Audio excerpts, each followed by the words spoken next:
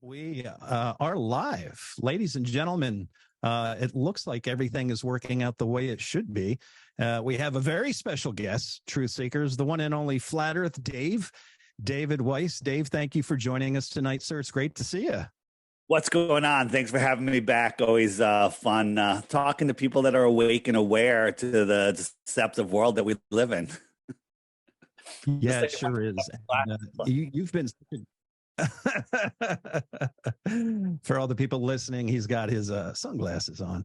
It's great to see you again. And again, thanks for all you do for the Flat Earth community. You're one of the hardest working guys in the biz, as they say. So we want to thank you for all you do. As I mentioned before we started, we had the Fasooks on. You played a big part in the Ancient Origin movies that's out there, and please support them, right?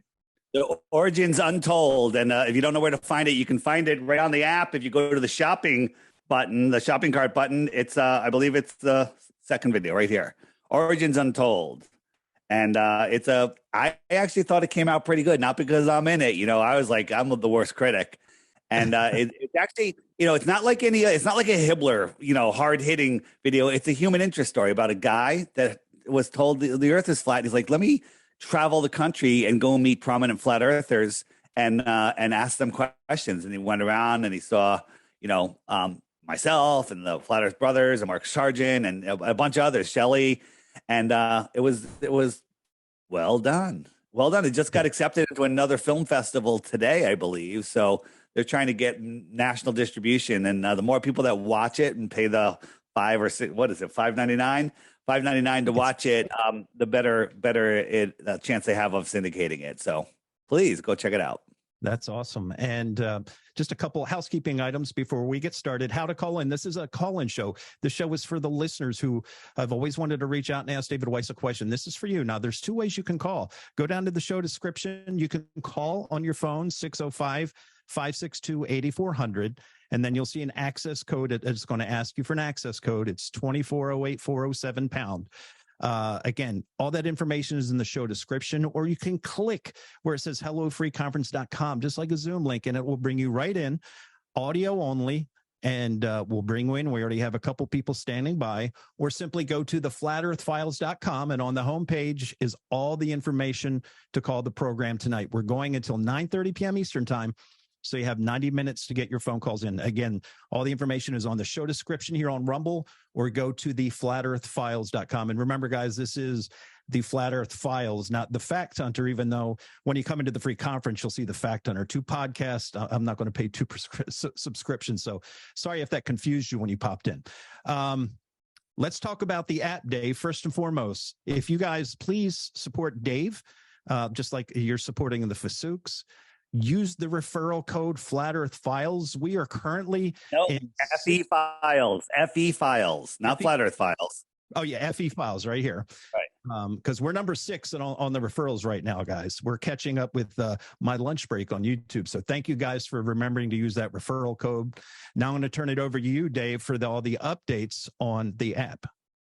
Yeah, so the app is making some big updates and some stuff behind the scenes. Right now, you might have noticed there's been a few technical issues, but the app is getting it's getting faster when it works. And we've been having a couple issues, but we're doing another server change in the next day or two, and we're switching to a blockchain server, and it's going to be unbelievable and unstoppable when we make this change. So next couple of days, that's going to happen. One of my favorite updates is on the.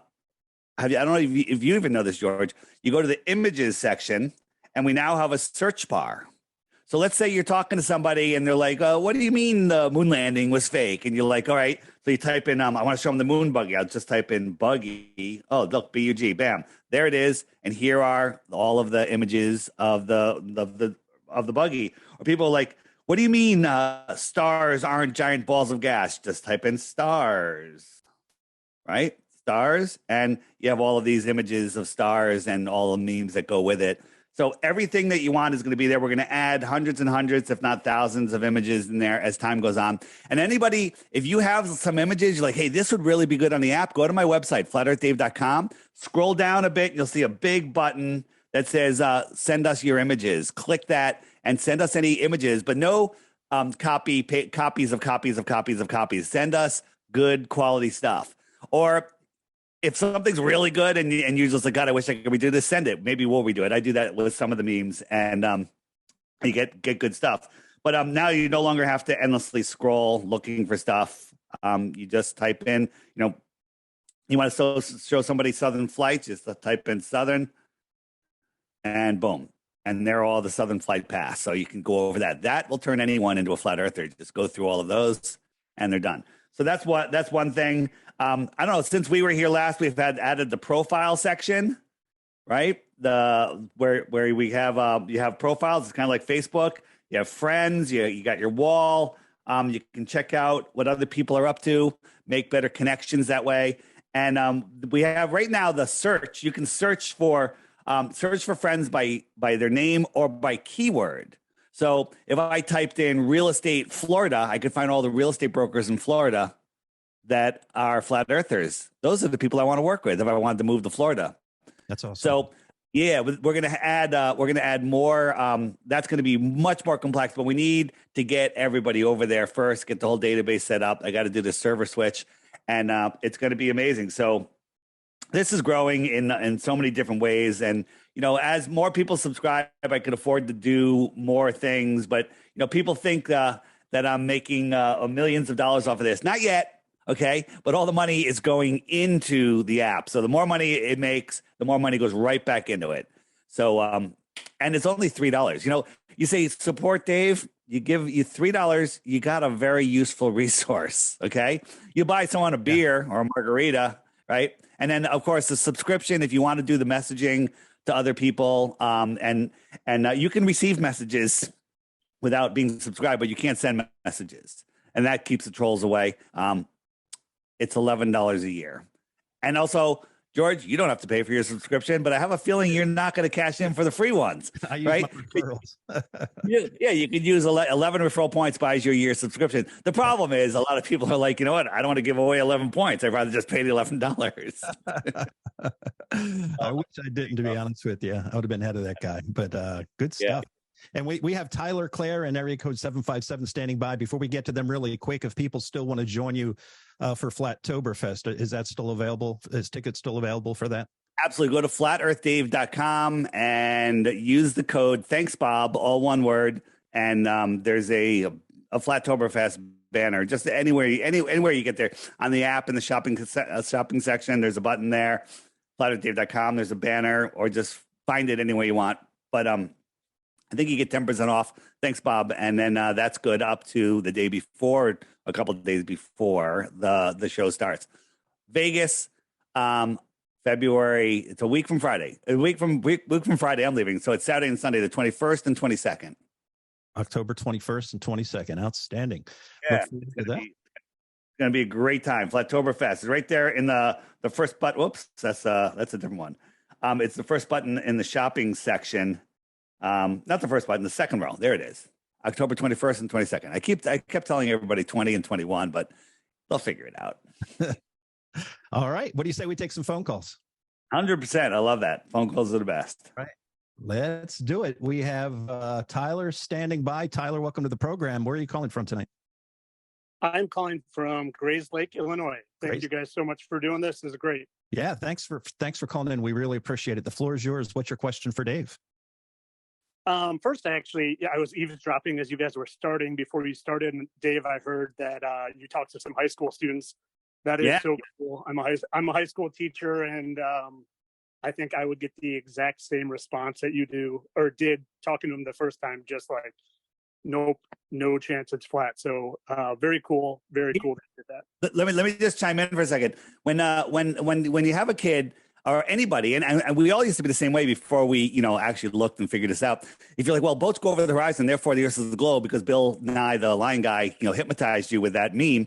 And somebody presents flat earth and they say, look, we can see too far. Here's a black swan. Here's mountains, here's how this works, how that works. But if you don't cover the boats over the horizon, then they're going to be like, oh, it doesn't matter what you said. They still have their one thing. The chain, the globe earth chain has 50 broken links, but they're like, oh, no, this link is still good, so it's a good chain. No, it's broken. You only need one broken link to make the whole thing crash down.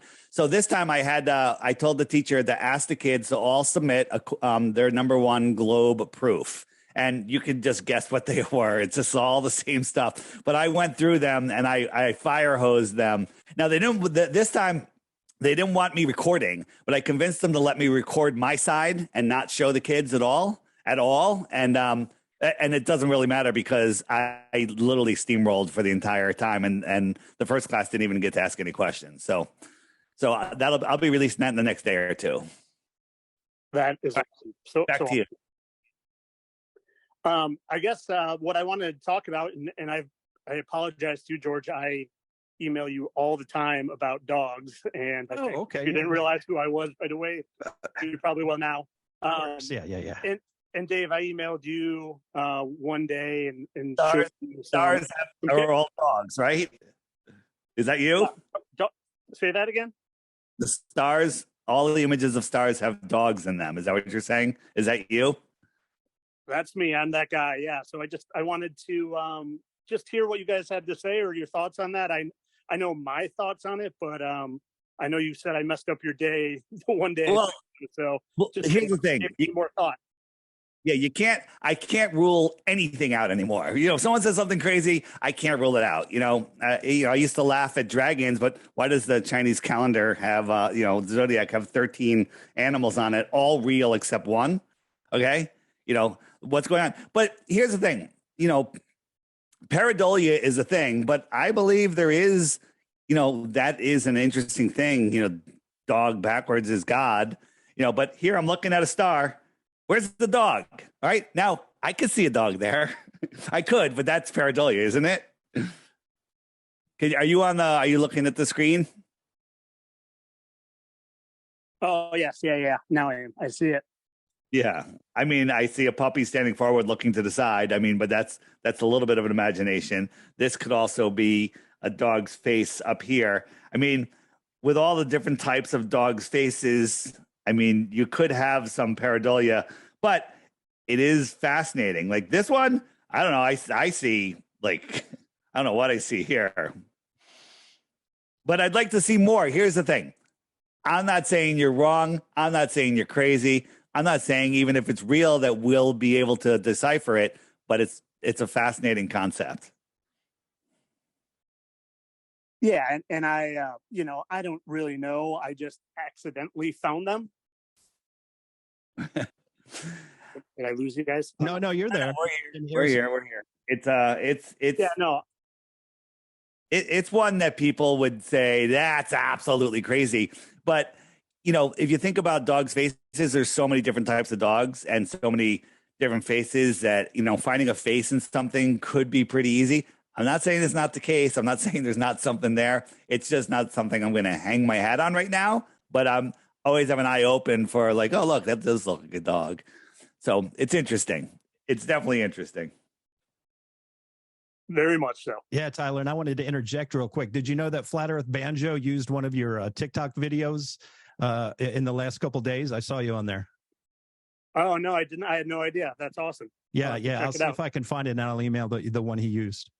So I got to ask you guys a question. I'm always looking for the best Flat Earth videos to put on there. And there's so many old ones that should be featured again. And I do that, but I'm always looking for something new. And I've been putting a lot of Flat Earth Banjo's TikTok compilations because there's a lot of people that will not watch TikTok. They're like, oh, TikTok, this and that. You know what? TikTok has its purpose. But he's taking the best clips and making 15-minute videos. I've been featuring them 2, 3, 4 a week sometimes. Okay. How are you guys liking those as a featured video? I think we have one today. This is another featured video right here of from Flat Earth Banjo. Yeah, I thought they've been great. I really enjoy them. Good. I'm glad that people like them because I like them. I think they're great. It's good. It's a bunch of different things and it gets you thinking.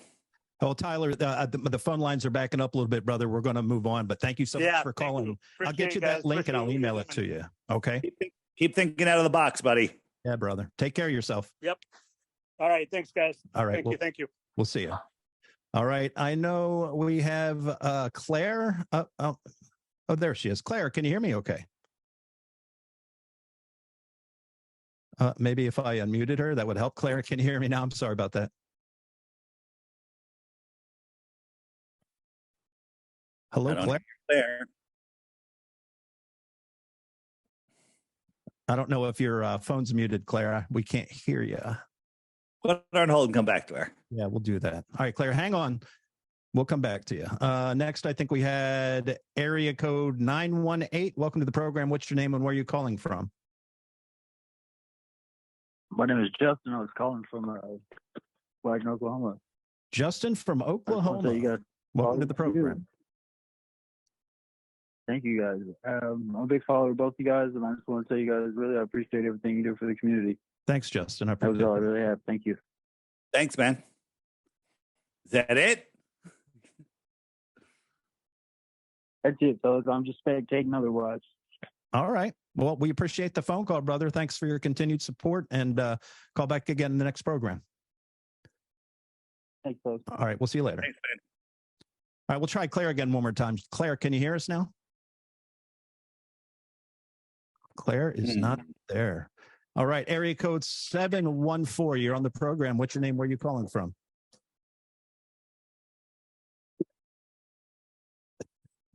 Area code 714. Your popcorn's done.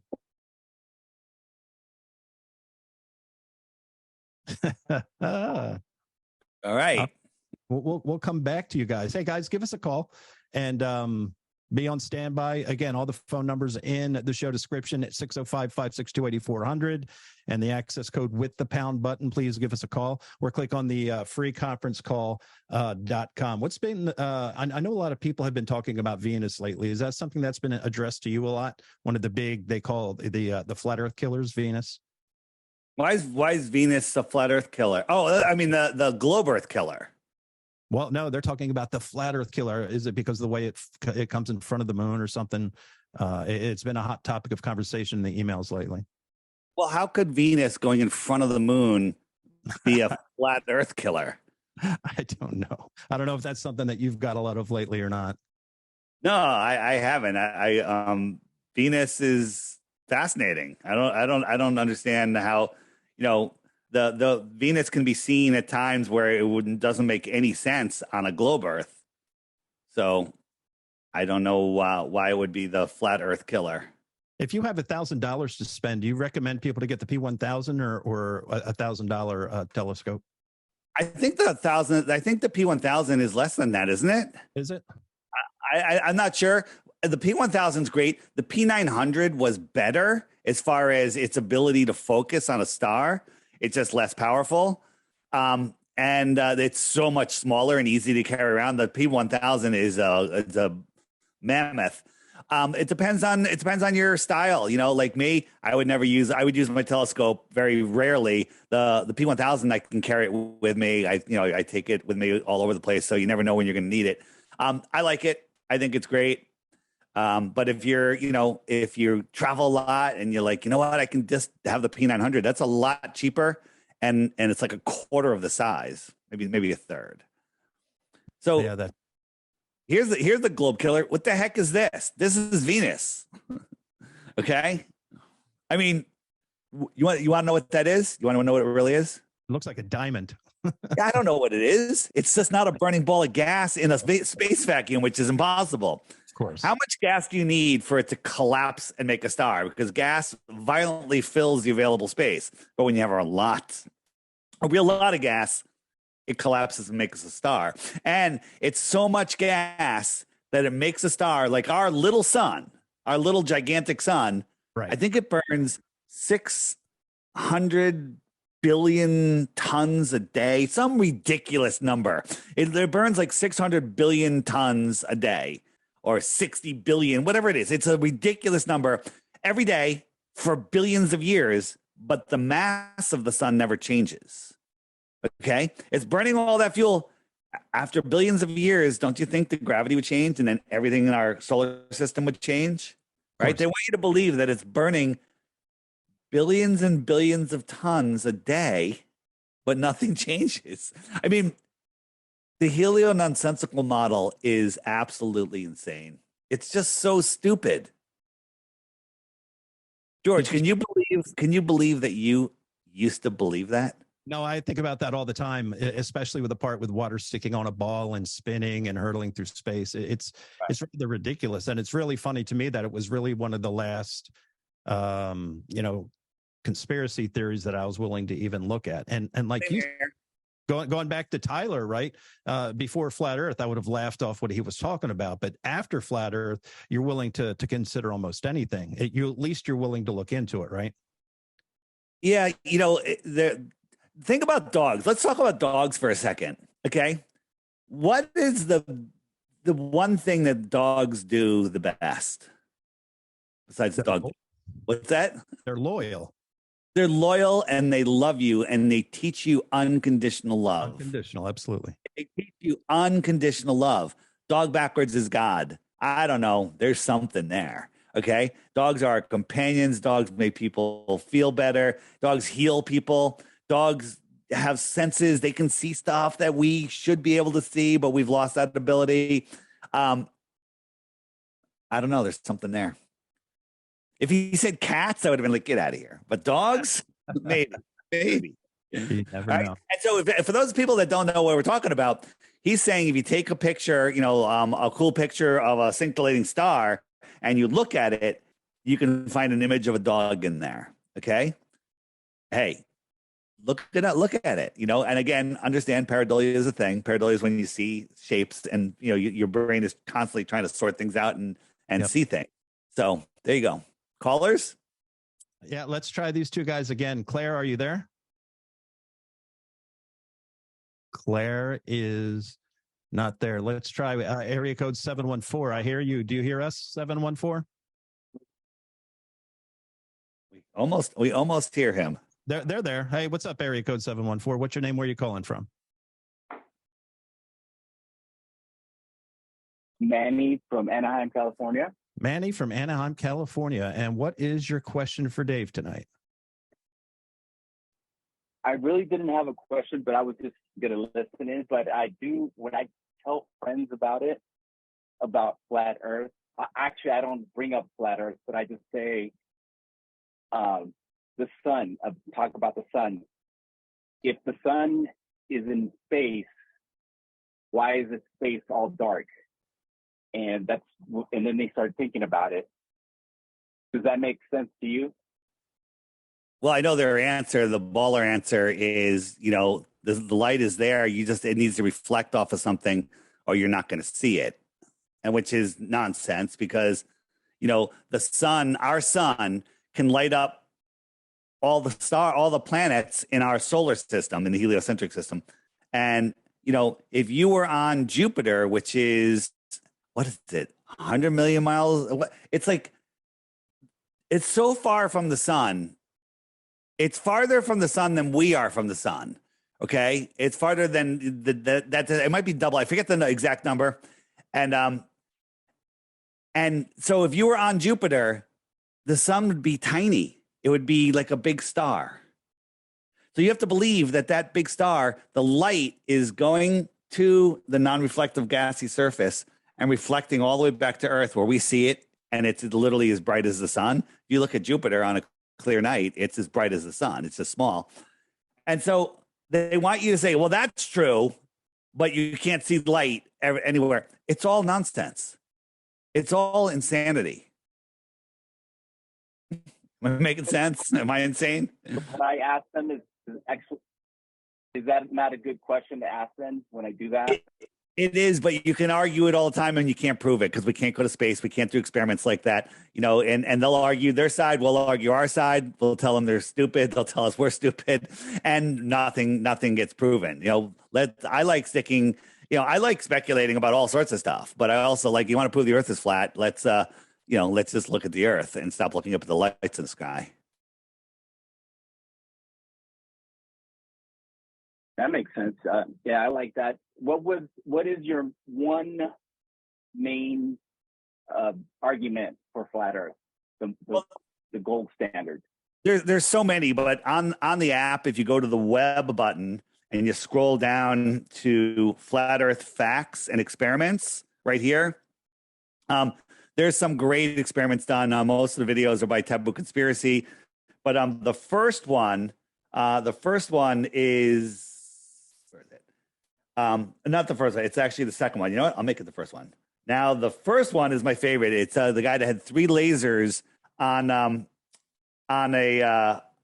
lake, and they all lined up at different distances. Right, the farthest laser should have been like 50 feet down or something, but he's got his camera inches above the ice. Okay, and all of the lasers are lined up across the ice. Now that's 100% proof right there that the Earth is either 1,000 times bigger than they tell us, or it's flat. And experiments like that, these are things that we can go verify ourselves, things that we can touch and do. And there's a whole bunch of them. And then we have the 700-mile observation where the tops of the mountains that we see should be over 40 miles below the curve. 40 miles below the curve, right? Think about that. That's insanity. That's insanity. You know, when I show the balloon shot, this balloon shot right here, this is 20 miles up, right? So those are the clouds down there, way down there. So if you were in an airplane this high, you'd be scared to death. But an airplane can't even fly this high. This is just 20 miles up. Do you know that from one end of Kansas to the other end of Kansas, there should be 20 miles of curvature? Okay? From one end of Kansas to the other, there should be 20 miles. So Kansas should have this much drop from one end to the other. Okay. What happens here, even minds like George, who's smart, you kind of just like short circuit. Like, I can't even fathom what that would be. Like, your brain just shuts down and goes, I don't know. I can't think about it because the human mind is meant to actually understand this stuff, but we're indoctrinated and dumbed down in school just to memorize and regurgitate and not understand concepts like this, right? So 20 miles. So those mountaintops should be twice this distance below the curve, but we can see them, right? If too far, this one right here. I don't know if you guys, and there's a video on that button. So these mountains right here, there's 8 of them. They're all over 700 miles away. From this altitude, using globe math, the tops of those mountains should be over 40 miles below the curve. No one will touch this. Neil deGrasse Tyson, no one will touch it. Okay? So I would like somebody, if you're a teacher and a flat earther, we had a guy before that was a teacher. Go to your math teacher, go to your geology teacher, whatever. Go to your other science teachers and say, look at this observation. Where's the Earth curvature? Don't even say the Earth is flat. Just have them address this, right? Go find that video, show that to them, have them address it. And, and a lot of people say, I can't bring it up. Don't bring it up. Say, this guy's giving away 3 Bitcoins. All he needs is 1 globe proof. I'm trying to prove it. Can you help me resolve why I can see these mountains? There you go. Okay. Yeah. Right. I'll split the Bitcoins with you. I'll give you 1. Okay. And there's, I appreciate that. I got no problem. I'll keep you on the line here. I got an email today.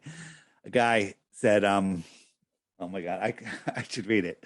It said, basically it goes, they're foreign. I'm not going to say what country. And he goes, can you help me find any flat earth information in this language? Because my this language wife is driving me nuts. And I figure I'd ask you first before I divorce her. Okay.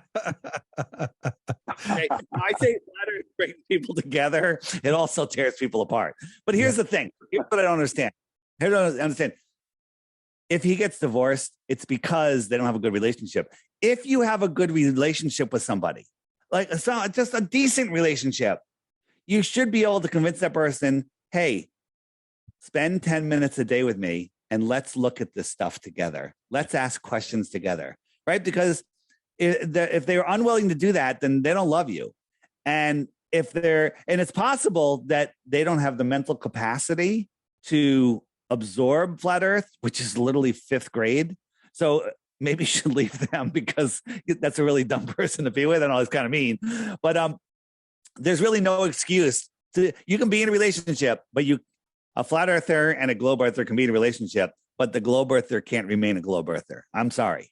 Okay. I mean, you can just forget it and ignore it. There's a separation, right? Flat earth brings people together. It helps you see the world. If this person can't see it, now, all of the globers that are, around in my life and everything, they're globers by themselves, right? And that's fine. It's because they don't know. But if you're with somebody that knows, how can you not know? How can you not know? For sure. Yeah. For sure. Well, and you can even say, let's spend 10 minutes a day. Let me show you my flat earth proof and you show me your globe earth proof. So we'll do that each day, just before dinner, after whatever, and see what happens. Or, hey, let's watch, we're always looking for a good movie. There's no good movies anymore. Hollywood's on strike. So let's watch the movies in the movie playlist. There you go. Right. But if you don't know about the movie playlist on the web button, you scroll down and full length flat earth videos. Great stuff here. Great stuff. Good stuff. Right on all the stuff you're looking for. If you haven't watched an oldie, I should probably feature it again. I featured it twice already. Is Flat Earth the Ultimate Litmus Test? You know who wrote that? Who made Flat Earth the Ultimate Litmus Test? You haven't watched it, have you? Would that be David Weiss? No, it wouldn't be. It'd be Marty Leeds. Really? Marty Leeds, okay? Flat Earth, let me hit that button here. Flat Earth, the Ultimate Litmus Test. Scroll down, and it goes, where is it? It's right after level. There it is, right here. Flat Earth, the Ultimate Litmus Test. Awesome, intriguing. Flat Earther or Globe Earther? Watch the video. It's funny. It's information. You'll learn some stuff, and by the end of it, you'll be a Flat Earther. So great stuff here. This is what people should do. Watch this stuff. This is stuff that YouTube is hiding from you. That's awesome. Thanks, Manny. I appreciate the phone I'll call. definitely check that out. I thank you. Yeah, thank you. The phone lines have lit up like a Christmas tree. All right. I think area code 347 was next. What's your name? Where are you calling from? 347. Hello, this is Lamb. Hey, how are you? I'm better now, George. We all love you. Oh, well, I appreciate that, brother, very much. All right. What's the question for Dave? So I think the most amazing thing about being involved with this research on the FE was, for me, that busted the cherry or took my ball away, was just how comical everybody thinks, is as if it's a punchline. And one time I caught myself flipping right down the line, saying you're flat earth and what the hell? And that's the punchline. And then it wasn't until like, hey, wait, there's nothing out of bounds. And we definitely don't know what's out of bounds. And that's when I had my epiphany, and I went, and I never stopped. And I'll be doggone if I can't find the curve. Yeah, and it's really fun, because on a camping trip or doing anything, I take my friends' balls away from them, and that's what you do. You take your friends' balls away from them. Some are slower than others. And then, Dave, I heard your interview with that other Dave, and he's so aggravating. Yeah, that was a train wreck, and that's one, of course, that Google will promote. Anyone that searches for me, that's the first thing they find. But anybody that has logical discernment will see that that's nuts. And what happened with that is these globers started reaching out to me. They're like, "Listen, Flat Earth is stupid. But why did Professor Dave act like that? Like he acted very rude. And I want to tell you that we're not rude, but the earth is definitely not a globe." And now I got their email. So then I say, here, watch this. I size them up. I'm like, here, just watch this and tell me what you think. I'll send them a playlist. I'll send them a couple videos. And then a couple days later, we were taking it apart on the 24/7 Discord, that we have. And they'll reach back out to me and they'll say, holy crap, this is real. right? And so it's waking up more people, even though they're pushing it. It's waking up people that we wouldn't have reached before. But again, on the web button, cross-platform. Yeah, right here is the debunking the debunkers, and if you hit that, go back here and scroll down there. This one right here. This is the Mind Shock, a logical breakdown of that video. It's hysterical and it's super smart. If you don't know what Mind Shock is, he analyzes many different types of videos, but flat Earth is one of the topics. He doesn't take either side. He just looks at the arguments for logical fallacies and ad homs and keeps score. And it's hysterical. And then he explains why you can't say this and can't say that. He's very scientific about it. And it's great. If you haven't seen that, this is a fantastic video right there. So there you go. And if you ask me about a really great way to maybe introduce somebody, is just take a look at emergency landings. Yeah. I think emergency landings kind of do it for me. And I want to get off and let other people talk. Thanks, Lamit. Thank you so much for your call, brother. I appreciate it. Agreed. Emergency landings. And how about this meme I just made? This balloon rises up into space, and so does this one, and so does this one, and so does this one, right? This balloon is moving 1,000 miles an hour. How fast is this one moving? This one has to go 1,000 miles an hour to keep up with the Earth. That's right. This one just has to spin around like a ballerina. Okay. What is it doing? Is it spinning around like a ballerina, or is the Earth turning below it? Okay. Right. Because this one isn't spinning like a ballerina. This one is racing forward, and this one's racing, and this one's upside down. It's insane. It hurts your head to think about. It really does. Because it's so ridiculous. We're talking about Narnia. It's the dumbest thing ever. Yeah, for sure. All right. So I think area code 440 is next. And then Justin, you're after 440. What's your name? Where are you calling from? Hey, gentlemen. Good evening. John from Ohio. And just really curious, we're sitting around the campfire lately, watching Starlink pass overhead for the first time. And, they were in a uniform straight line. There was some breaks in it. And then the lights kind of turn off. So it's just been something we've been talking about, and really curious about what you both think about what they are, how far up they are, what would you tell a glober that we're looking at? Well, first, I'll tell you, because I saw it myself for the first time a couple weeks ago. And what do you think it is? And I'll tell you what I think it is. Well, my go-to is that it's balloons. It's balloons. It's not as far up as they say. But how would balloons travel in a straight line at that speed? I don't buy the balloon story. Yeah, I agree. So I'm not sure what I'm looking at. So I was we're on the water, and we're just hanging out, looking up at the sky, and all of a sudden my friend goes, "What the heck is that?" Right? We look up, I'm fumbling. I don't have my P1000 with me. I'm like, "Whoa!" And I got my camera, and I'm trying to get my phone, and I filmed it, and I did a horrible job, but I filmed it, and it was definitely higher than the airplanes that were passing overhead. But this is right next to an airport, so the airplanes were very low, but they weren't nearly as high as a regular cruising plane that's not coming in for landing. Okay. Yeah.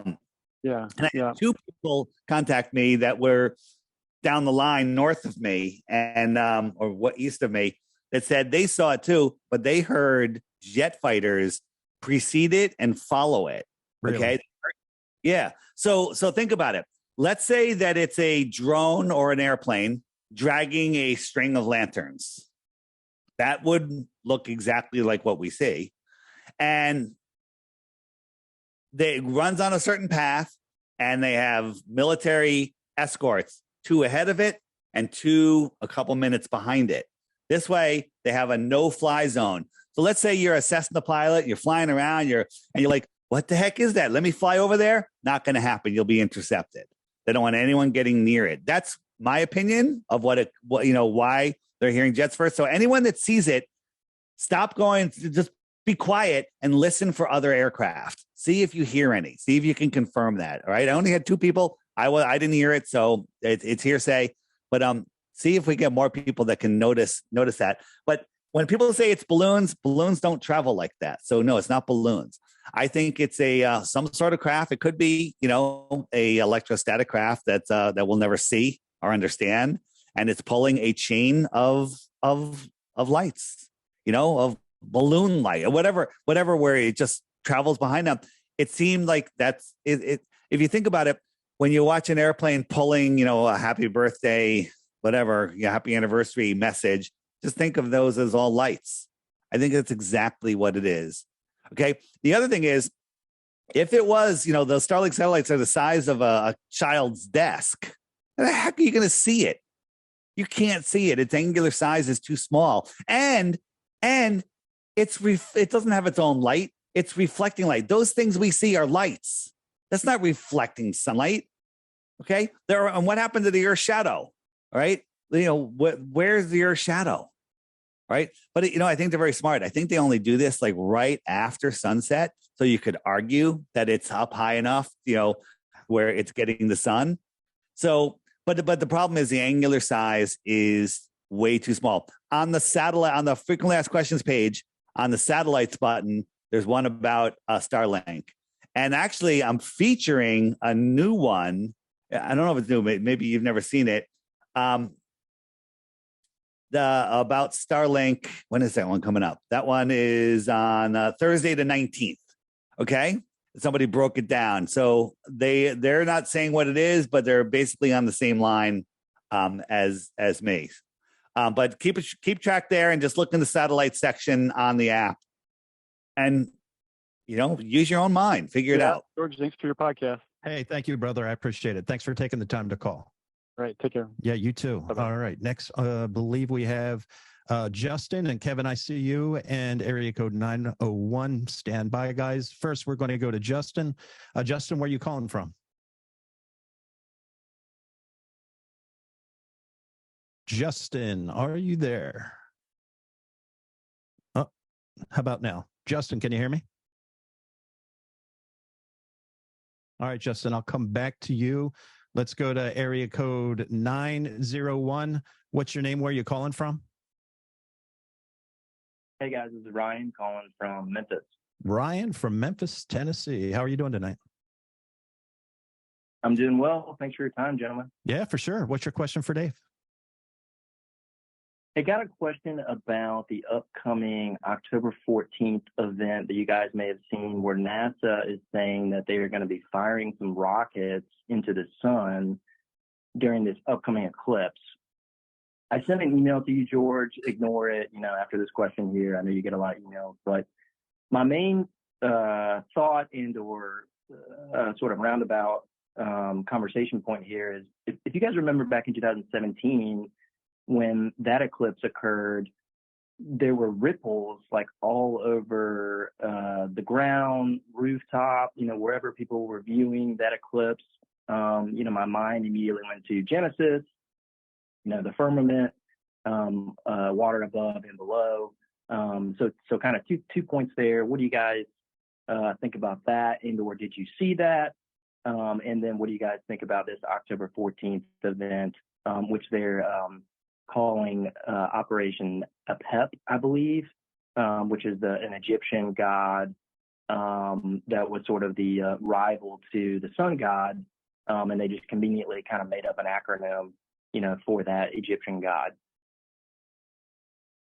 My answer is, I think eclipses are great indicators, spiritual indicators of change. There's always change when an eclipse happens. So watch out for some big events. And then them saying that they're shooting something into the sun, well, maybe they are. Maybe they're shooting something into the flatter sun. And I think they're trying to mess up something that is happening. They're trying to change the energy. If we live in this world of this frequency, I don't believe that humans can survive anywhere but in this realm. I don't believe we can survive away from it. And that we need this electrical connection. And these are all natural frequencies, but more and more and more, they're putting artificial frequencies in the world, and they're literally trying to take over control of the human race with artificial frequencies and receivers in our body, right? So they're literally trying to turn us into, automaton robots. And so I hadn't heard about them shooting something into the sun, but it sounds really evil to me. And I don't know what it'll do, if it'll do anything. But more importantly, what do you guys think the fact that Prada is going to be designing NASA's new moon suit? That's more exciting to me than shooting something into the sun. Because we don't waste enough tax dollars. We got to have Prada's name on our. Prada's going to do it. Yeah. And the moon suit's going to cost $40 million each. What a racket.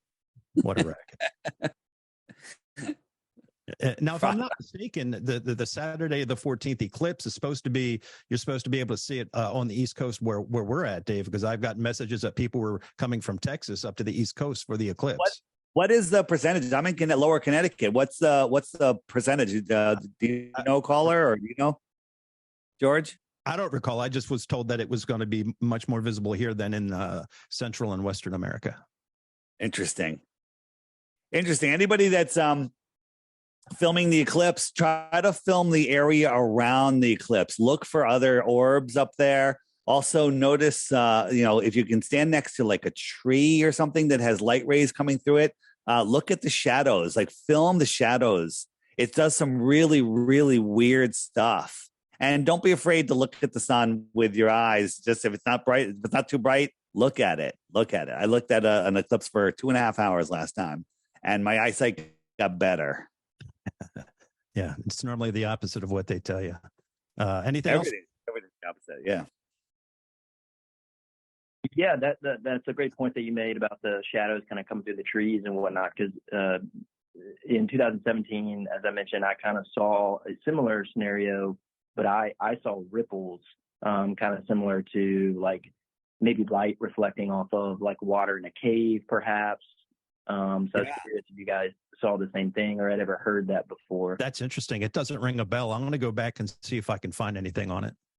I think I saw before I knew what I was even seeing, right, that all of the rays that are coming through showed the eclipse on the ground. So I saw like 500 eclipse shadows coming through the tree. It was like really weird. It was like unpolarized, if that's a thing. I don't know. But if you have the opportunity to, don't let it slip by. Look at it and try to film it, and film it with multiple devices, and try it with a filter and without a filter. And don't just put a solar filter over everything, because then you won't see anything.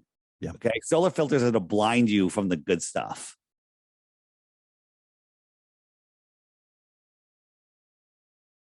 For sure.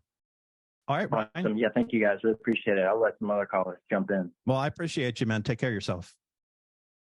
That was Ryan from Tennessee. We're going to give Justin one more try, and then we'll go to Kevin.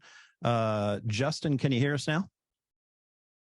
Hey, can you hear me? Hey, yeah, you're coming through loud and clear. How are you, Justin? Where are you calling from tonight? Awesome, man. Good, man. George, calling from Suffolk, Virginia. Long-time listener, man. I appreciate that, man. Sweet. Yeah, man. Good to talk to you too, man. Just a quick question, man. I'm pretty convinced on the flat Earth thing. Been for a while now. I just got one question, man. Like when I'm driving to work in the morning, or either when I'm driving to work in the morning, you see the sunrise. The sun looks so much bigger first thing in the morning. Like you can reach out and grab it. Like I've watched it come up over the ocean. Is that because it's closer to us at that point? But the light is totally different than it is in the evenings too. And same thing with the moon. When the moon first comes into sight at night, it's huge. Is that because it's closer to us at some point and then travels further away? So you would think on a flat Earth that the opposite would be true. It would be farthest away at sunrise and sunset. But we see in this azimuthal personal atmospheric dome grid of vision, our personal atmospheric dome. And what that is, when you're looking forward across the land, that's where the air is the thickest. And that air becomes opaque in a shorter distance than when you're looking up. Okay, because you're looking through thinner air. So you can see less distance across the ground. And then as you angle up more and more and more distance, look in all infinite directions, and it creates a big dome of vision. I'm not saying that's the sky dome. I'm saying it's a dome of vision.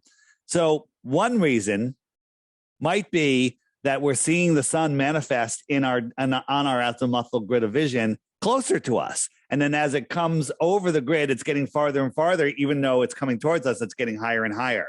That's one thing. There's never just one answer. Two, there's atmospheric well done. Now there's more. Hold on, wait, there's more. Okay. There's atmospheric magnification. When you're looking through the atmosphere that's moist, it'll actually magnify things. Okay. So even though like the sun's going away, it's getting smaller, but it's getting magnified at the same time. So it doesn't change size, or maybe it does a little bit in one way or the other. But the bigger one is, and I want you to do this, and you may have heard me say this before, and it's easier to do with the moon because the sun is always so bright, it's hard to see. But I just watched a huge sunset today, and it was set very fast because the sun is speeding up as it's heading towards the Tropic of Capricorn. Look at the giant sun, take a picture of it, and look at the picture. It's tiny. Okay. You know how you always take a picture of the moon? It's like, damn, right? Then look at the moon. Look at the moon when it's on the horizon and hold your finger out and say, okay, at arm's length, my thumbnail covers the moon perfectly. Then wait a few hours and look up at the sky and go, oh, it's really small. Hold your arm at arm's length and you'll go, it's still exactly the same size. So it's the way your mind sees it. So when you're looking at the moon on the horizon, turn around backwards, bend over and look at the moon upside down through your legs, and it will be small. Okay. I'll be sure to do that in the backyard. It sounds crazy and gay, but it's true. Do it, and your mind short circuits, and it's small. Okay. Have you guys ever seen there's a video, a famous video of a girl filming a building, and it's pretty big. And as she drives down the road towards it, the building gets smaller and smaller and smaller as she goes towards the building. Have you seen that? Yeah, I've seen that. Yeah, I have the exact same thing at my town park, where I look through the straight road that's, it's like a tunnel of trees, and the Stanford Hospital is gigantic. And as I go closer, it gets smaller and smaller and smaller. When I come out the other end, it's tiny. It's really tiny. And it's how your brain is interpreting things. The optics of your mind on things that you can't touch or see, change everything, right? And also, you don't know. I mean, George, what shape are these holes in the middle? Can you see this? From here, like they're round, right? But they're probably oval. If I turn it around, now it looks like a square or rectangle. Yeah, it's a triangle, and if I turn it around again, they're circles again. That's crazy. Okay. So again, if you can't touch and see, I know how it works because I can touch and see it. You don't know how it works because you can't touch and see it. The optics of the sky, are no way to prove the shape of the earth. Right on. I appreciate your time, guys. George, thank you. Hey, thank you, brother. Thanks for calling in. I appreciate it. And Kevin, I'll get to you in 1 second. Something I wanted to mention. Have you ever been to Colorado, Dave? Yep. Isn't it amazing how much difference? And again, we're talking about, according to the globe theory, it's 93 million miles away. Colorado? For someone who's never been to Colorado before, it's unbelievable how much more powerful the sun is in the morning. It's blinding. And you get sunburned so much quicker. And I know people say, oh, it's the UV rays, but I'm telling you, just the difference from where I'm at now, which I'm about 50 feet above sea level in Delaware, to when I lived in Colorado for 7 years, the power of the sun in just 5,000 feet, and again, a distance of 5,000 feet over the course of 93 million miles shouldn't be that much of a difference. I can't begin to get across, unless you've physically been to Colorado, how much more powerful the sun is in Colorado versus here in Delaware. No, this is me. First time I'm thinking about this. To me, you're up higher, the air is thinner, and I don't know. I gotta think about it. I gotta think about that, because I don't believe that we see the image of the sun. We see the sun. Good. I made a one. Sorry about that. It's all right. All right. So yeah, something to think about. Anyway, let's get to our next call. And by the way, guys, I don't see anybody else on hold, so give us a call. I've put the number and the link to the free conference call in the chat room. Give us a call. Let's get to Kevin. Kevin, where are you calling from, sir? Hey guys, I'm from Ontario, Canada here. North of the border. How are you? Yeah, good. How are you guys tonight? Good. Very good. Thanks. Good. Just like a question. What do you guys? What's your opinion on the Georgia Guidestones? Do you think the controllers blew it up because, it pretty much says like the flat Earth with the hole in the middle? Yeah, where it was focused on Polaris, and it was also destroyed. Yeah, the Polaris star. You can see it through the hole. Do you think they blew it up because like more and more people are waking up slowly? Yep, 100%. But it was also kind of a ritual because they blew it up on George Bush's, I think, 76th birthday. And George Bush, of course, was a big skull and bones guy. And some people say it was the Rosicrucian who did it. Some people say it was whoever. But I do think it was certainly 100% done by them because it was open and closed. If I went out and did something like that, if it wasn't done by the controllers, then there would be cases, people would be arrested. But they closed that case quick. What do you think, Dave? Oh yeah. So there's a shaft in the Great Pyramid of Giza that points at Polaris, and the argument there is, well, it used to point at Dubin, but now it points here, and in 2,000 years it'll point somewhere else, and we just happen to live in the time where it lines up with Polaris. Well, we know that this one was set to point at Polaris. We know it was built that way. We know in the heliocentric model that we are precessing 1 degree every 76 years. The Georgia Guidestones were up for just over 40 years. So that's a half a degree, and a half a degree is like 1.5 moon widths. So that means Polaris would have been well out of that hole, but it wasn't. So there's some rock solid proof. Rock solid. It's funny. And then this thing was hit by a terrorist. Hours later, on the same day, they had bulldozers there to knock down the whole thing and take everything away. Okay? Yep. What is this, 9/11? It's like no investigation, nothing. Yeah, exactly. Yeah, that's pretty much answers my question. All right. So thank you very much, and have a great night. Thanks.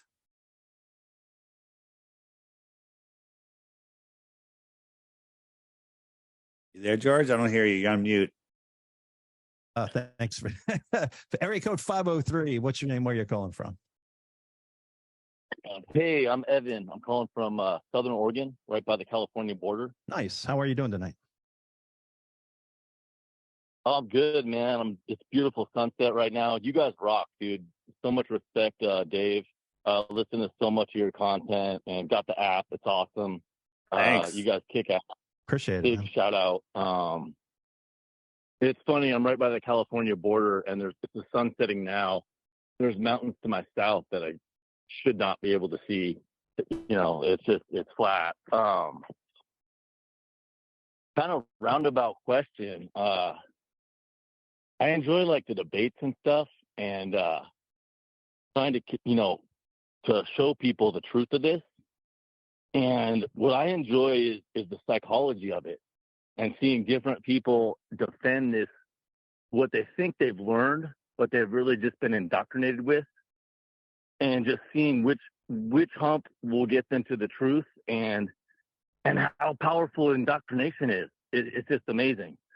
So just super stoked on you guys. Kind of more of a shout out than a question, but what first got me really finally over the hump, over the curve, was the history, and just how shady these scientists were, all these Freemason dudes were, in all secret societies, all royal, and you just don't question it because they've already figured it out.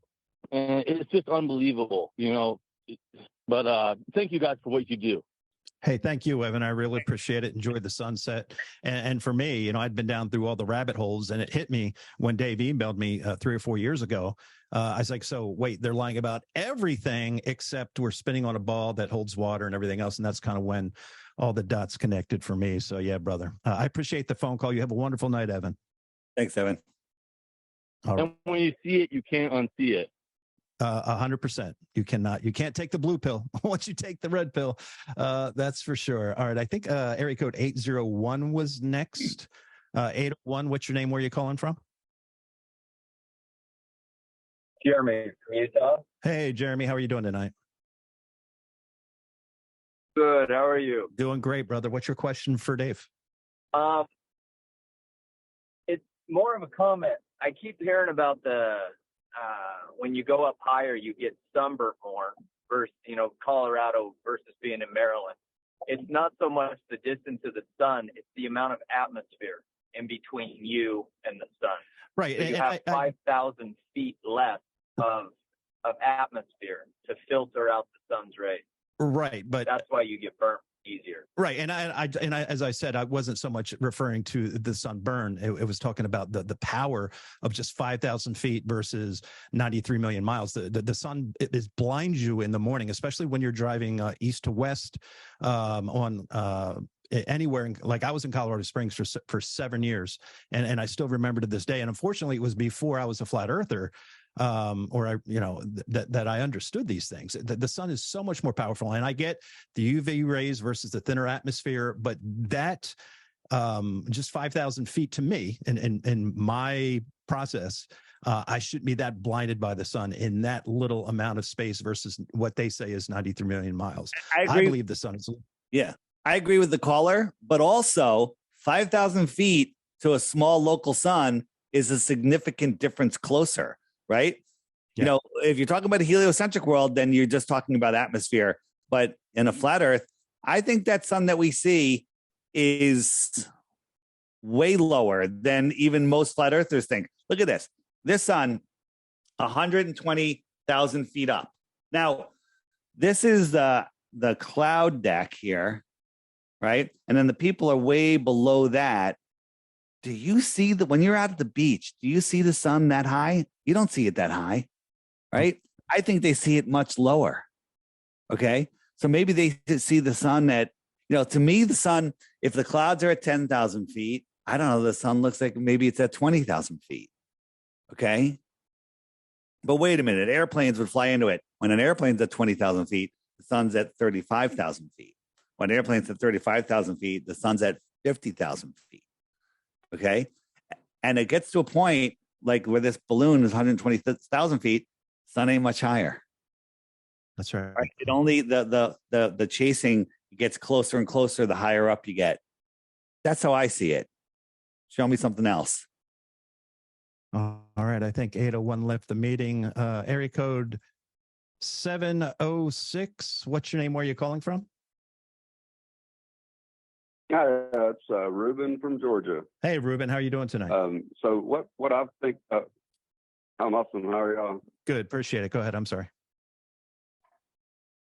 No. So my most recent thought I'm going down is about eclipses and the moon and the sun and stuff. And it's impossible to find things online anymore. But I've heard people say that there's eclipses while the moon is also, somewhere else or, nearby or whatever.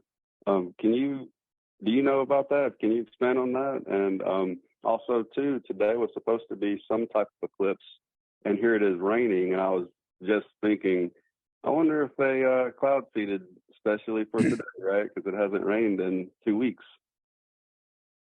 So there was a lunar eclipse today? There was some type that I saw online, and it wasn't going to happen again for like 14 more years. But no chance for anybody where I live to see it. I don't know. I don't know about that. I have to look into it. So when there's a solar eclipse, we're told that the moon is blocking the sun, but no one has ever seen the moon approach the sun, eclipse the sun, or exit the face of the sun. Okay, that's weird. Okay, with today's optics, from an airplane, from the space station, from the ground, how come we can never see the moon? Well, the sun's so bright, you're looking right at it, you can't see it. Like if I had a flashlight in your eyes and I held a dime next to it, you couldn't see the dime. I agree. But if I took that dime and covered, or a quarter, whatever, and covered the flashlight, you'd be able to see it. Okay, and we can read and drive our cars by moonlight, because that's how bright the moon is. Well, guess what? The Earth is 6 times bigger and more shiny than the moon, more reflective. So the Earth shine from the full Earth, from the moon's point of view, should light the heck up out of the eclipsing moon. right? When we look at an eclipse, do you see the moon? George, do you see the moon? Yep. No, you don't. Well, you see sky and missing sun. Do you see the moon? You see sky. You see sky. No one sees the moon. You just see sky, right? There's a ring of fire that's going to be Saturday, right? I call it missing. We're going to get the ring of fire here. Isn't that Saturday? Isn't that the ring of fire? Are we getting a fully solar eclipse on the East Coast? I know it's only 70 miles wide, right? The viewing path. I want to know where it is. If it's close, I'm gonna look it up after this. Somebody look it up and call it. I'm looking at it now. It looks like it's gone from Washington down through Texas. I don't think we're going to see it as much as Texas is. That's weird. Yeah, so not gonna see it here. No. Maybe we'll get a portion of it. But again, look, nothing's there. Nothing's there. You know why nothing's there? Because I think that whatever it is, whether it's the moon, a node, a dark body, is eclipsing the sun from the back. I think it's eclipsing the light that's coming towards us. It's eclipsing it from the back, right? This is you've seen this, George, right? Yep. Okay, so you've seen that. I think that it's eclipsing. Like I filmed this. We're watching this eclipse. There's no moon anywhere to be seen. So if that's a light being shined on our atmospheric dome, our azimuthal grid of vision, it's just being blocked from behind. What happened to my eclipse? Okay. Yeah. So that's pretty interesting. Indeed. Ruben, do you have anything else for Dave? I was just wondering, do you know of any videos that would show that? Because to me, that's one of the best smoking guns if we could find one, right? Show what? Basically, like where the moon is also in the picture, and then there's the eclipse. Well, the moon's never in the picture. No one's ever seen the moon. When the moon goes new, no one's ever seen it. I think is it 40 or 60 hours? Okay, I think it's 40. It's like almost 2 full days. No one has seen the moon from anywhere. Maybe that's why they call it a new moon, right? There's nothing there. If there was a rock floating in the sky, you'd be able to see it. Okay? But it's not there. I was led to believe that there are some photos somewhere that shows the eclipse, yet you could also see the moon off to the distance somewhere else, you know? I have not seen that. There are a couple of fake ones, and I made one. I took the eclipse. I took a moon. A photo of the moon. I put it on top of the eclipse, and I faded the moon out so you could just barely see it. And then I put it out, and I go, look, here it is. This is what the Wolfies of the world do, saying, look, I filmed it. NASA can't film it, but some airplane pilot can. No one's ever seen the moon approach, eclipse, or leave the face of the moon. Face of the sun. Sorry. Right. All right, well, I appreciate it. Y'all are awesome. I appreciate it, Ruben. You have a great day. Yeah, so Saturday looks like it's going to start about 10:23 a.m. and it'll peak around 11:54 a.m. and it looks like it's from southern Washington through San Antonio. And 323 looks like did we lose 323? Yeah. That's where the ring of fire. That's where the total is. But what percentage goes? Don't they have the percentages spreading out from there? Yeah, I don't see it in this article. I'll have to check. Who do we have here? Area code 702, Vegas calling. What's your name? 702, are you there? Vegas. Someone's coming to the conference. I hope so. Who do we have next? I think I had area code. All right, let me just jump here. Nick, are you there?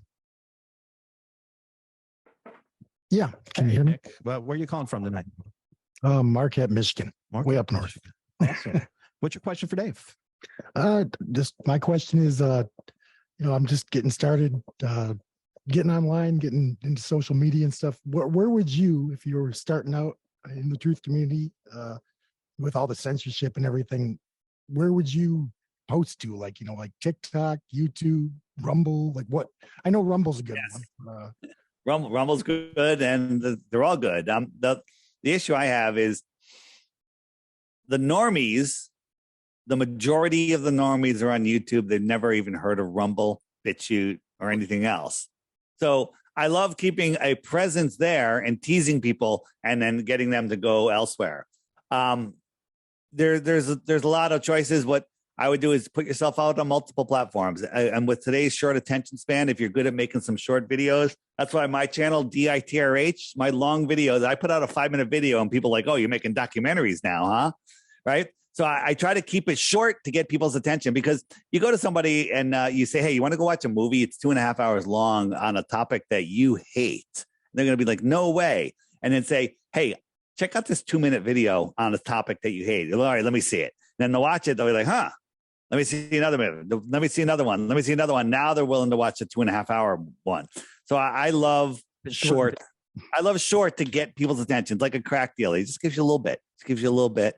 Gives you a little bit, and then you're a customer for life. Yeah, there's a lot of flat Earth content on TikTok, and you can grab some eyes pretty quick on there, and then you can subsidize your content on. I've been on TikTok. I do like the TikTok content. So yeah, definitely go on there. But yeah, man, I like both of you guys. I listen to you, George, every week.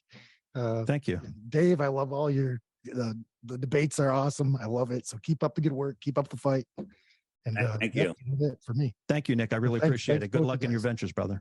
All right. Thank you. All right. Take care. Yep. All right. Moving on. We'll go back. We'll give 702 one more chance. Area code 702. Are you there? I'm here. Can you hear me? Hey, yeah, you're coming through loud and clear. What's your name? Where you're calling from? Vegas, I assume. All right. Good. I'm Petey. I'm from Las Vegas, Nevada. And I'm looking forward to coming to the Flat Earth Festival here on the 20th and 21st. 21st and 22nd. Friday is before Saturday and Sunday. 21st and 22nd. You probably heard me say it on another show. Right. Yeah. I'll probably be it's there. at Sam's house. First of all, I want to say that I follow your. Yeah, I've got your app, and I think it's great. I think you've done an incredible job of really helping to wake people up. And George, I listen to your website podcast pretty much on a regular basis. It's pretty amazing, the amount of people that come in there, and they all have the same basic experience I seem to have, which is I'm 68, and took me a long time to really wake up to the reality, even though I'm an ocean offshore sailor. Really? And not in Vegas, obviously, but, it's like I always wondered why the horizon is just so flat, and I had binoculars, and I'd say, God, that thing's way out there. Never gave it any thought until I came across Dave and level or next level, and then level with me. Those three docs I send out to my people, and it wakes people up, and they can't believe it. I can't believe that I was this ignorant for this long, because I'm pretty. We all have the same story. Yeah. And yeah. Anyway, good job, and I love the app, and look forward to the updates. Hey, so hold on, I will tell you another update I forgot to mention. I'm going to have a page that is search for Flat Earth videos, and you can be able to search all of the videos that have been on the app, and just they'll come up without any nonsense content. Yeah, so that's coming. Next update, I think it's going to be in, which is very, very, very soon. But the search feature, I got the search for images. Now I'll have search for videos, and we're going to make it easier and easier and easier for people to find stuff. I mean, that stuff is pretty well categorized, at least for me, because I'm the one that's doing it. But you're able to go on the frequently asked questions page, find the playlist, and then find your video in there. But now you can just search the word. You can search, where's that Dave? Dave was on InfoWars. Just type in InfoWars. Bam, there it is. Every video that has InfoWars in it, that's a Flat Earth video, will show up. Or where's Dave with Stu Peters? Type in Stu Peters. Bam, there it is. Peggy Hall, whatever you want. Type in, moon landing, and it's going to be such an easy tool for people to send real content to other people. So please spread the word. Spread the word, people. Alex Jones woke me up to the conspiracies. Same here. Years ago, like 25 years ago, I've been listening to Alex, and people thought I was crazy back in those days. And I finally got over all that. Now they think I'm even more crazy. Because I mentioned, Flat Earth, and they think, what the hell? What are you, you've lost your mind. But it's funny to see how many sheep are out there that just can't buy into the reality of the world we live in. I mean, and I have a podcast called, the Entrepreneur Perspective from Outside the Matrix. I stopped doing it because I had people calling me telling me, hey, you're being too truthful, and you sound crazy. And I'm trying to launch a couple of companies, so it's not good to be in this whole FE realm or group, because people think you're completely nuts, so they don't really want to be a participant in your projects. Yep. It's been one of my conspiracy theory, I guess, truth has been a detriment to my ability to fund a lot of my projects over the last 20 years. So that's why the bias that we have in our society. Anyway, listen, I'll get off here and let you get another guy, but appreciate both of you. I think you're doing a great job, and it's good to expose the truth. Thank you. I do what I can when I can. Thanks. God bless you. Best See you in Vegas.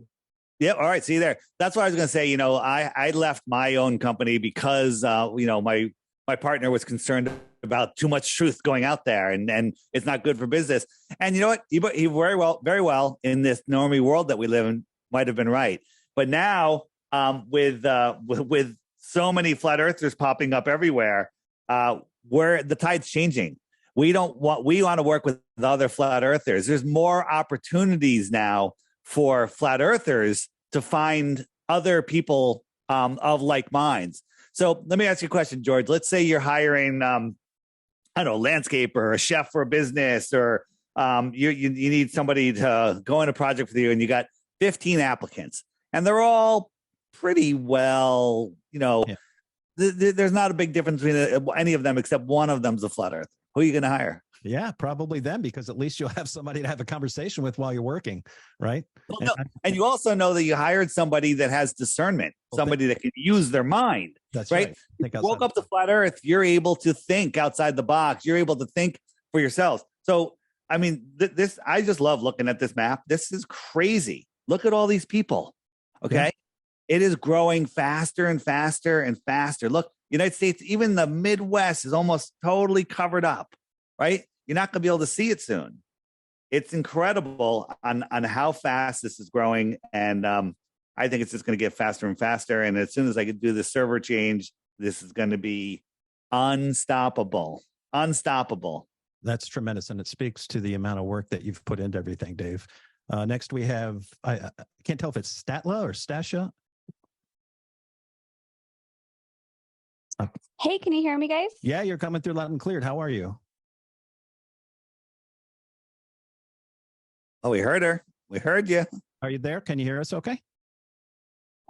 I can hear you guys. Can you hear me? Yep, you're coming through loud and clear now. You go right ahead. Okay, sorry about that.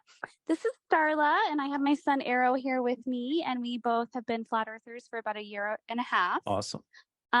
We listen to your show all the time. We're in Colorado. I've emailed with you a time or two. And Dave, so appreciate your app too. So resourceful. One question I have for you, Dave, is have you talked with anybody that's been in Antarctica? Have you gotten any, leads to what the firmament is actually made out of? I've heard, thoughts about it being frozen oxygen, also called sky ice. I'm wondering what your thoughts are on that. Yeah, I've heard all of those stories too, all secondhand, and basically everything's secondhand. But just yesterday or the day before, yesterday I think it was, I get people message me all the time. Hey Dave, I want to talk to you. I don't have time to even look. I spend 6-7 hours a day just trying to get through my emails with one word replies or no reply at all. And I get so many people that say, Dave, I want to talk to you. I need to talk to you. And I can't do it. Unfortunately, I can't do it. I'm not being a snob. I just can't do it. There's not time. But occasionally I'll like, you know what? Here, let's set up a time, and I'll give someone a scheduling link for whatever reason. And there's one woman emailed me, said, Dave, I've been to Antarctica and I want to tell you about it. I'm like, okay. And so we had a Zoom call, and she's right here in New York City. And she went to Antarctica in January because of me, because I turned her into a flat earther. She goes, I got to go to Antarctica. So she went in January, and she had a ticket for her and her daughter, but her daughter, teenager, bailed at the last second. And she said, I was thinking I should call you, but I'll never even reach you. If she called me and said go, I would have probably gone. But she went, right? And this is what she said. It's 9 or 10 days. She only went for the shortest trip possible, which is 9 or 10 days. So not everybody can travel that amount of time, right? And it's not cheap. It's super expensive, all right? And she said she went to Ushuaia, right? And then from there, she got on a boat, went through Drake's Passage, and then they take her just to that little tip, that little Antarctica tip, and nowhere near the ice cliff of Antarctica, the shoreline, the ice wall. Okay. And there is zero opportunity to go explore anywhere by yourself. They literally just bring you around. They show you, look at these seals, look at these whales, look at this ice, and that's it. Okay. They don't let you go anywhere. And even if they let you go, where are you going? How are you going to do? How are you going to navigate? So basically, it wasn't that eventful. Her husband. Go ahead. Oops. Go ahead. I was going to say, I have a friend. Her husband worked on Antarctica. He was in the military, and he's never really disclosed what exactly he did there. But they pretty much, as soon as I mentioned flat Earth and the firmament, I mean, they just bailed out of my life as quickly as possible. So wow. I almost wonder if he knew more than then he could even be friends with me. And right. Yeah, so think about this. If this is, let's just say this is not probably not that accurate, but let's say this is where you go. This little tiny piece that you can barely see here, that could be 50 miles wide, thick. So this is like they go there and you can't even see here. This is that 1,000 miles away? You're not even near the shoreline. So they tell you you're on Antarctica. You're just on this little thing. And then you don't get to explore any of this. Right. Right. Yeah. So again, and she did say she was there at the beginning or the middle of January. I would think that if the Earth was a globe, that the sun shouldn't set. I mean, it should be light. She said she was stargazing. There was times that she didn't take note of how long it was dark, but she was stargazing. So where's the 24-hour sun? How can you stargaze, when the sky should be light the whole time? So yeah, exactly. And that's one speed that I just love planning to people. When the moon is high in the sky still at 1 o'clock in the afternoon, and the sun's just a pinch away, and I'll just walk up to people and say, I wonder what Australia's seeing right now. And just walk off, because it makes no sense. Well, hold on a second. I have an issue with that, because even in the globe model, if we lived on a globe, which we'd not, because we'd all be dead, the sun and the sun laps they say that the Earth is spinning one way, the moon is going the other way, the Earth is going around the sun. It's all nonsense. But all the different positions, when there's a new moon, the sun and the moon are on the same side in a globe Earth and on a flat Earth. That means that at nighttime, for everybody on Earth, there is no moon. Okay? I hate the meme that people have put out there. Look, the sun and the moon are right next to each other in the sky. What are the people on the other side of the Earth saying? They're seeing no moon. There are many nights every month. There's a week of no moon in the night sky everywhere on Earth. It's the same. It works on a globe and it works on a flat Earth. So not a good argument. Do you understand? I have never thought of it that way. Yeah. Yeah. That makes sense. Because I always think that there's still like a little sliver, but you're right. Okay. Yeah. The little sliver would, now when you see like a full moon or close to full moon in the day sky, that doesn't make sense. That doesn't line up, because a full moon is what should be in the opposite of the sun in the total darkness. But when you see a full, I've seen like, man, that moon looks pretty darn full in the day sky. That's not right. So that doesn't line up. But on a globe Earth, everybody listen, on a globe Earth and a flat Earth, when the moon is next to the sun, there is no moon in the night sky for everybody on Earth. As their Earth spins or the sky spins, depending on which model you're looking at, there will be no moon according to both models. That's how it works. Makes sense. Yeah. Awesome. Thank you Thank you. guys. Thanks for everything you guys do. And we're homeschoolers here, and Awesome. I feel so lucky to be able to be exposing my kiddos to this How old material. How old are your kids? So How old are your kids? my son here, Arrow, my son's 9 and my daughter's almost 4. Awesome. So for your son on the homeschool page, have you checked out My Lunch Break, the guy that's kicking Flat Earth Files' butt or close to kicking his butt as far as referrals? Have you this guy takes this would be very, I think for a 9-year-old, I think it would be fascinating. The guy's funny. He does these 15-minute videos. He picks out a building and he looks up the history of the building and just makes fun of it. And it's phenomenal stuff. And it just shows you how stupid the storyline is.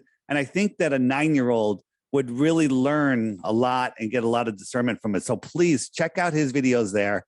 And then also Jake, I'm the Improbable Dreamer. Do you follow him? George, do you follow Jake? I don't. He's on TikTok and on Instagram. Just you can click him here, find him on Instagram, and then on Instagram watch all of his stuff and make sure you heart each one of his videos. So when you go back next time and he has a whole bunch of videos, you know which ones you've watched and which ones you haven't. Short videos, mind-blowing stuff. I'd love to sit with like a 9-year-old and have them watch this stuff as and say, hey, this is school, pay attention. And then have a discussion with them about what they saw, because it blows apart. Like all history teachers, give up. Go work at a fast food shop. It's over. Okay, you just go work somewhere else because you're not teaching anything real. Nothing real. Nothing. So check that out, and that's cool stuff. And then of course John Levy, I'm a huge fan. A lot of people can't stand his voice. I love it. John Levy is the only show. This is crazy that I listen to at 1x speed, regular speed. I listen to everything else at 2x. John, the slowest talker at double speed, sounds normal. I listen to him at 1 speed because I don't want to miss anything he's saying or showing. I want to see the images. So it's kind of fun. Every Sunday. Yeah, he does a great job. Every Sunday morning, he releases a new video. Starla, thank you so much for your call. We really appreciate you. Thanks. Yeah, thank you guys. Take care. You too. Bye. Appreciate it. Bye-bye. That's awesome. We got a couple more callers. We'll plow through. We have Jay. Let's see here. Let me get him off mute here. Try again. Why will Jay? I can't get Jay. Oh, there we go. Jay, can you hear me okay now? No, it keeps muting every time I click on him. And they're gone. How about area code 201? What's your name? Where you calling from? Hey, can you hear me? Yeah, coming through loud and clear. Hi, my name is Gerard. I'm calling from New Jersey. I just wanted to call in because there's something really interesting about how this all comes full circle and the connections in this whole community.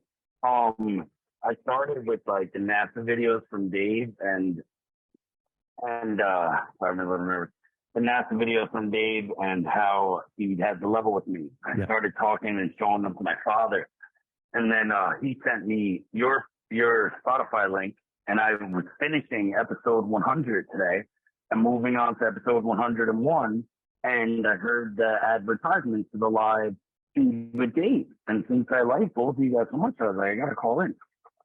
So I got through. Dave, I wanted to ask you, the whole experience commonly brings people closer to God. And I have my own original idea that I think God may be working through the AI system to bring us all closer together and using Satan's own tool against him as a weapon. Why have I never heard any of these concepts touched upon, where it's something George touched upon almost every day? Why don't you hear any of the people talking about how God could be working through AI? Is that the question? No, just any type of religious talk and how the experience has brought so many people closer to God. Because you talk get about that God is really looking down and judging. I talk about that all the time, how it brought me to realize there's a creator and brings everyone closer to God. So I think it's like something I talk about quite often.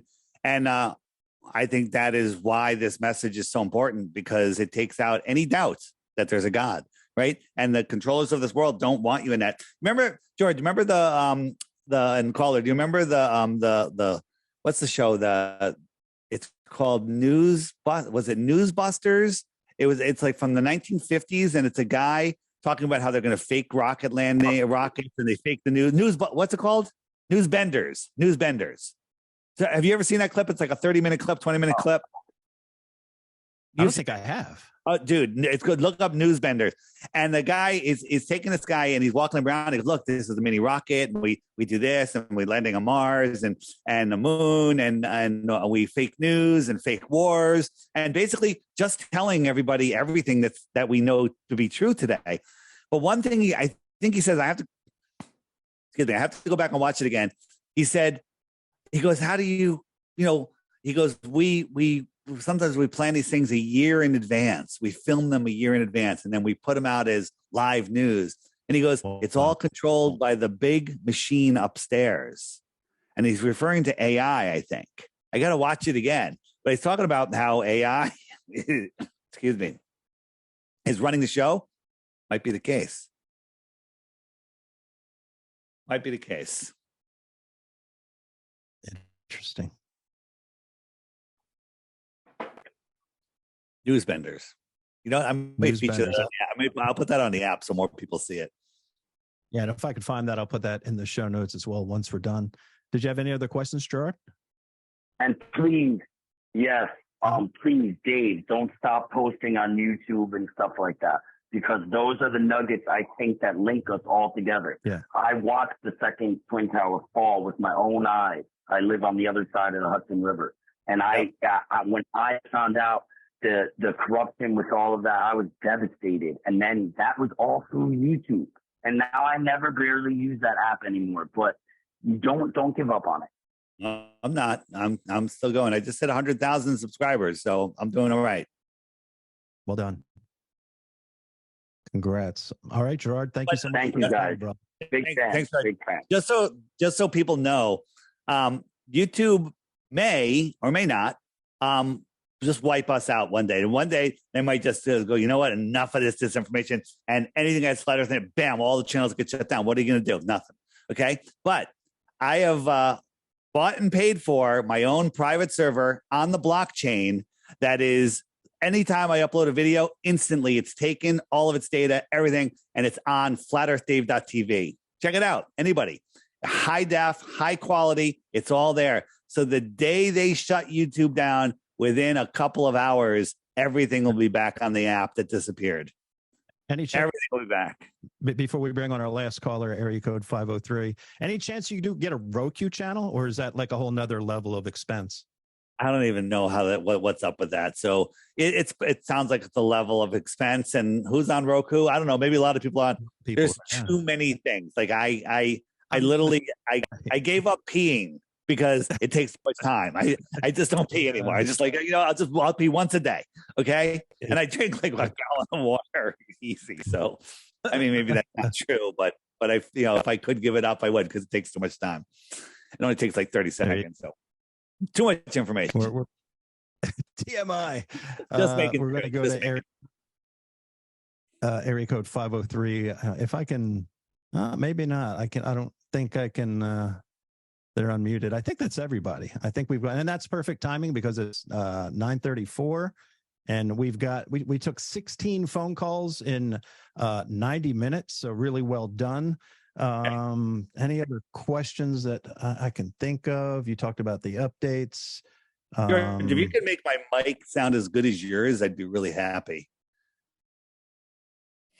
Yeah. Are you plugged directly into a mixer? I have just a PreSonus little mixer, and I was adjusting the levels today. I think I got it pretty good, but I know it could be. I need a little more richness in this squeaky voice that I have. Well done. Well, man, I appreciate your time so much. I'll give you the final word to address everybody. We had right around 200 people pretty much constantly watching for the last 90 minutes. That's pretty good. Wait, my advice or my suggestion is we're reaching critical mass right now. Go out there and share Flat Earth. Do whatever you can. Share my app. I appreciate it. That supports me. Helps me do more. You know, if I'm looking to like hire people as I can afford it. So I'm not taking money and just, doing nonsense with it. I am trying to get bigger and bigger. I have an experiment that will absolutely 100% prove the Earth is flat and not a globe. And it's not one where we like people like, why don't we just go to Antarctica and go around Antarctica? You can't do it. They're not going to let you do it. Okay. I got one. Right. It's easy. We can do it here. We can get science and teachers and professionals and just take them. It's one flight and we can prove that the Earth is flat. Absolutely. And it's not expensive. Okay. So share my app. Subscribe to my app, please, because the subscriptions are what are helping the most. And it's just going to make the app better and better. Give it to other people. And most importantly, teach them about Flat Earth. If they don't want to get the app, that's fine. Give them the videos. Feed them what they need so they can learn. And that's it. Just if everyone spread the word. Right now, there's 116,000 people on the Friend Finder. Imagine if each one of them every week woke up one person. Okay, what would happen? It would be over. It'd be over in no time. We're going to reach critical mass.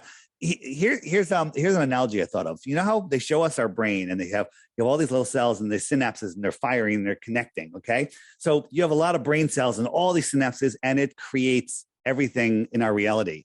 I can have memories, I can have thoughts, I can see. All these synapses are doing, we can't even fathom what our brains are doing. Now, what if you took those brain cells and spread them out over 10 square miles? Do you think it would work as efficiently? It would have a lot harder time connecting, okay? There'd be less connections, all right? I think that each human being, each one of us is like a brain cell in part of creation. So this entire realm is a living realm, right? And I believe that the controllers want to keep us scared, low vibration. Of course, yeah. They want to keep the population low because they know that if we get together and work together with our minds, it can overpower them. They have, remote viewing and they have telepathic powers that they practice that they've hidden from us, and they're keeping us thin. And they want to keep the planet depopulated. They tell us we're overpopulated with 8 billion. I don't even know if that number's true. Looking at, if you look into old world and stuff, I think there was 100 billion people here 200 years ago. I think there was 100 billion people, maybe 50 billion, maybe 150 billion. I think the number that they're telling us is ridiculous. Every family in the world could have an acre in Australia, and half of Australia would be empty. Okay. So this whole overpopulation thing, nonsense. But I think that by keeping us apart, 6 feet apart, and then depopulation and living in fear, I think that's how they're controlling us. If we all just unplug and all those blue dots, all the flat earthers, we've already done that. We've unplugged. We're coming together. The Maharishi effect, where a whole bunch of people meditate for world peace, and then less violence happens in the world instantaneously, right? They don't want us working together. They don't want us reaching that critical mass. And that's why they're desperately trying to depopulate the world and keep us scared. So why does that matter? Why does flat earth have to do with that? Flat earth is the thing that unplugs you from the matrix, right? I unplug people 9/11, Sandy, Boston, doesn't matter. They just go right back to sleep. Flat earth, obsessed. It's the one that unplugs you. And then all of a sudden, I had a buddy that I was trying to wake him up. Chemtrails, New York, Boston, Connecticut school, nothing for years and years and years and years and years. And then I woke him up to flat earth, and all of a sudden he saw everything. He saw everything. And another buddy couldn't wake him up to anything. He was having some health issues, and I got him to start drinking distilled water. And distilled water leaches inorganic minerals out of your body, and it leaches the the fluoride out of your pineal gland, and he woke up to everything. Like literally, like 2 months later, he goes, "Holy crap, Earth is flat. 9/11 was an inside job." I mean, it was just like that. And I don't know if it was the distilled water, but I think it was. Prove me wrong. So, just everyone do the best that you can. Enjoy the ride, because we're on a ride. It's crazy. Watch Newsbenders. Watch Newsbenders, because it will bend your mind. It's short. It's like 20 minutes, I think. I think it's only one episode. And it's gonna. I don't know. The world's crazy. October 21st and 22nd, Las Vegas. Come. If you can make it, come. And then one other thing, I'm speaking at Anarchapulco in February in Acapulco, Mexico, the biggest freedom conference ever. You can find the information is it on the app? On the app and on my website, flatearthdave.com. And I'm one of, I don't know, maybe there's like 15 speakers, but I know 4 of them are flat already, including the founder, Jeff Berwick. No kidding. Okay. So Flat Earth is going to take over Anarchapulco. So if you're looking for like, hey, where are you going on vacation this winter? Go to Anarchapulco. That's a vacation. It's going to be filled with, awake, aware, amazing people. And it's in the tropics. We all love the tropics. So that's going to be a good one. I got a presentation that's been coming to me, been divinely coming to me, and each day I go like, oh, I got to add that, I got to add that, I got to add that, and it's going to be way too long. I'd have to like edit out so many things, but it's going to be great. That's awesome. Well, listen, Dave, thanks so much for your time and taking all the phone calls. I thought it went really well. Thanks for all your hard work on the app. And again, please, guys, when you sign up for the app, use the referral code FE Files so we can catch the lunch break guy and break into the top 5.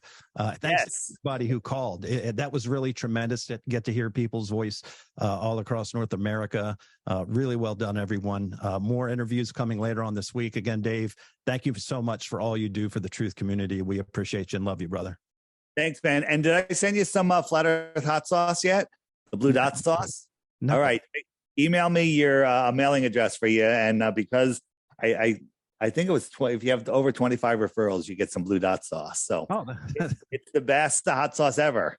Well, we love our hot sauce here. We love chicken wings. So I look all right. Well, you're going to love it. It's the best. Awesome. Hey, thanks for everybody who's listening and watching. God bless you all. This was a nice break from the crazy world we live in with all the news we're dealing with. So thank you guys so much for this break from the real world, and continue going down those rabbit holes and seeking the truth. God bless you all. Keep your head on a swivel. And until the next time we meet, we will see you.